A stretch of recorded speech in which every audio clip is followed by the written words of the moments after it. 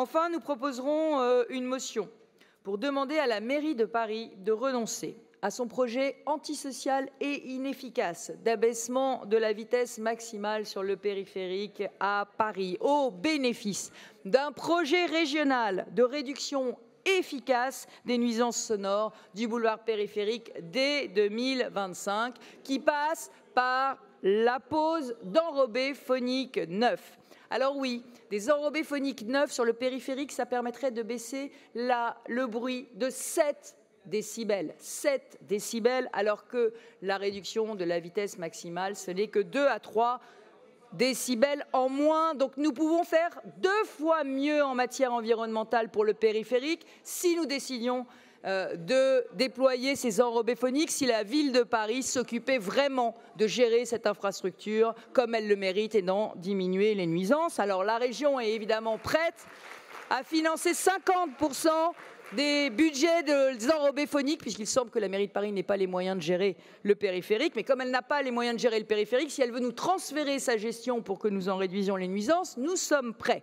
Alors oui, je le redis, ce projet d'abaissement de la vitesse sur le périphérique, il est inefficace sur le bruit, 3 fois moins efficace que la pose d'enrobés phoniques neufs, mais il est aussi antisocial, et je l'assume. Antisocial pourquoi? Antisocial parce que sur le périphérique, dans la journée, la vitesse moyenne, elle est à 36 km/h. Donc ce n'est pas les travailleurs de la journée qu'on va gêner avec cette baisse de la vitesse, c'est les travailleurs de la nuit, les travailleurs en horaire décalé, les travailleurs les plus modestes, ceux qui n'ont pas le choix et qui doivent prendre la voiture. Alors oui, c'est une mesure antisociale, et je vous en donne un exemple. Un travailleur de Pantin qui doit se rendre en pleine nuit à Issy-les-Moulineaux, si on lui baisse sa vitesse de 70 à 50 km/h, il va perdre 6 minutes à l'aller, 6 minutes au retour, il va perdre 12 minutes de sommeil et par ailleurs, ça lui fera 45 heures en moins dans l'année. Voilà ce que c'est qu'une mesure antisociale. Voilà.